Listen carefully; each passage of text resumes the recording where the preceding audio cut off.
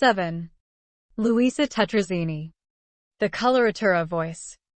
Luisa Tetrazzini has been called the greatest exponent of coloratura singing that we have at the present time.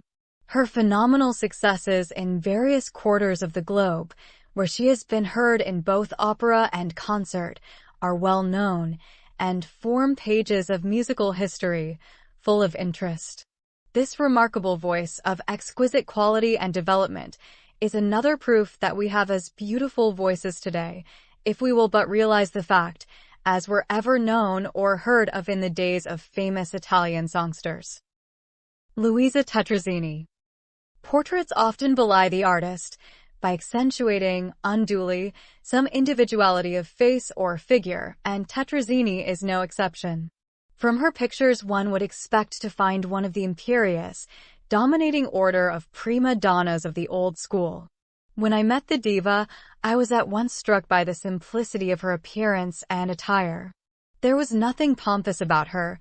She did not carry herself with the air of one conscious of possessing something admired and sought after by all the world, something which set her on a high pedestal apart from other singers. Not at all. I saw a little lady of plump, comfortable figure, a face which beamed with kindliness and good humor, a mouth wreathed with smiles. Her manner and speech were equally simple and cordial, so that the visitor was put at ease at once, and felt she had known the great singer for years. Before the conference could begin, a pretty episode happened, which showed the human side of the singer's character and gave a glimpse into her everyday life. Madame Tetrazzini was a little late for her appointment, as she had been out on a shopping expedition, an occupation which she greatly enjoys. Awaiting her return was a group of photographers who had arranged their apparatus, mirrors, and flashlight screen, even to the piano stool on which the singer was to be placed. She took in the situation at a glance as she entered and obediently gave herself into the hands of the picture makers. "Ah, you wish to make me beautiful," she exclaimed, with her pretty accent. "I am not beautiful, but you may try to make me look so." With patience she assumed the required poses, put her head on this side or that, drew her furs closer about her or allowed them to fall away from the white throat, with its single string of pearls. The onlooker suggested she be snapped with a little black Pom, who had found his way into the room and was now an interested spectator on his vantage ground, a big sofa. So little, Joy was gathered up and held in affectionate, motherly arms, close against his mistress' face. It was all very human and natural, and gave another side to the singer's character from the side she shows to the public. At last the ordeal was over, and Madame was free to leave her post and sit in one of the armchairs, where she could be a little more comfortable. The secretary was also near, to be appealed to when she could not make herself intelligible in English. "My English is very bad," she protested. "I have not the time now to learn it properly. That is why I speak it so very bad. In the summer or next year, I will really learn it. Now, what is it I can tell you? I am ready." For the debutante. To ask such a natural-born singer how she studies and works is like asking the fish swimming about in the ocean to tell you where is the sea. She could not tell you how she does it. Singing is as the breath of life to Tetrazzini, as natural as the air she breathes. Realizing this, I began at the other end. "What message have you, madam, for the young singer who desires to make a career?" Yes, the debutante. "Tell her she must practice much, very much," and Madame spread out her hands to indicate it was a large subject. "She must practice several hours every day. I had to practice very much when I began my study, when I was 16, but now I do not have to spend much time on scales and exercises. They pretty well go of themselves," and she smiled sweetly. "You say," she continued, "the debutante, the young singer, does not know, in America, how much she needs the foreign languages. But she should learn them.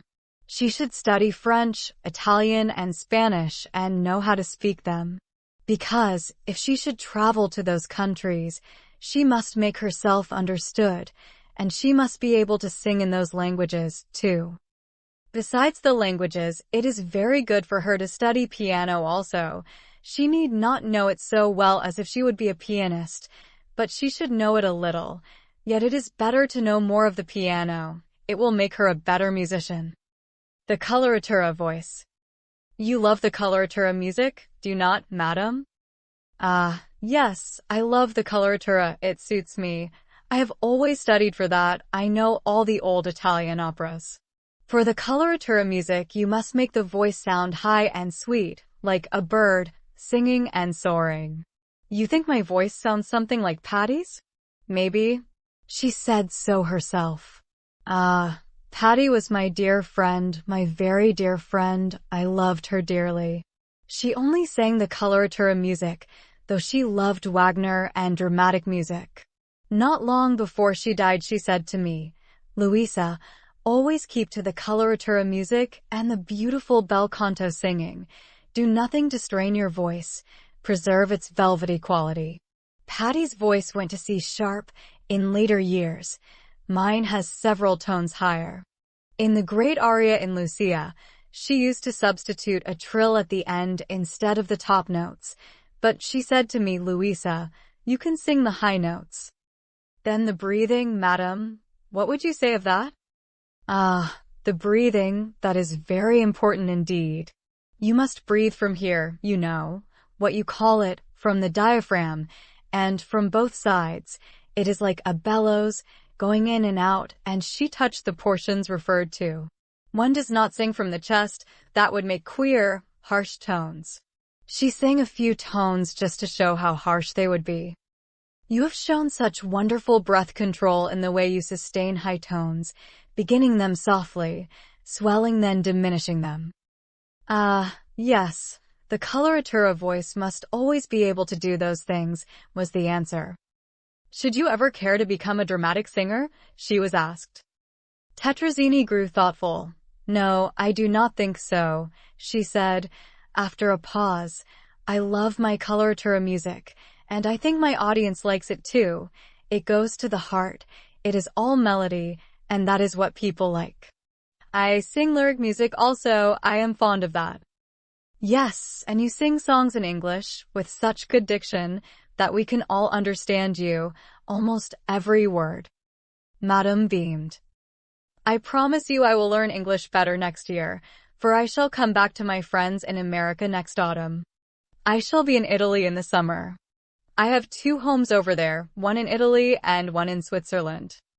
Do I prefer to sing in opera or concert, you ask? I believe I like concert much better, for many reasons. I get nearer to the audience. I am freer, much freer, and can be myself and not some other person. There's no change of costume, either. I wear one gown, so it is easier. Yes, I like it much more. In traveling over your big country, you see I have just been out to California and back. I find your people have advanced so very much in appreciation of music. You know so much more than when I was here before. That was indeed a long time ago. About 12 years, and Madame made a pretty little gesture.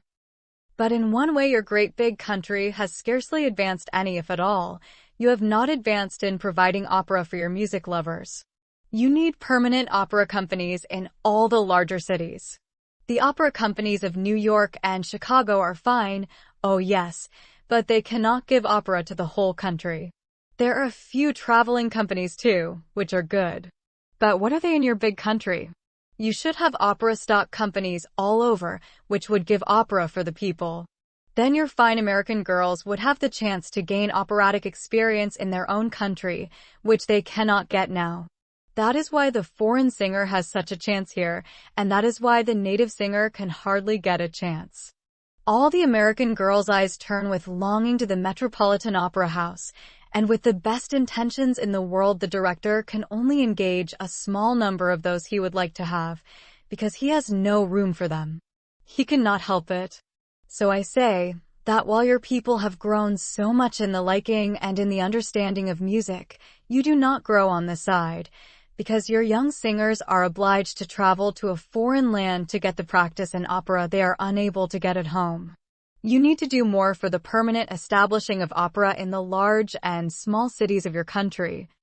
Madame did not express her thoughts quite as consecutively as I have set them down, but I am sure she will approve, as these are her ideas of the musical situation in this country. As I listened to the words of this second Patty, as she is called, and learned of her kindly deeds, I was as much impressed by her kindness of heart as I had been by her beautiful art of song. She does much to relieve poverty and suffering wherever she finds it.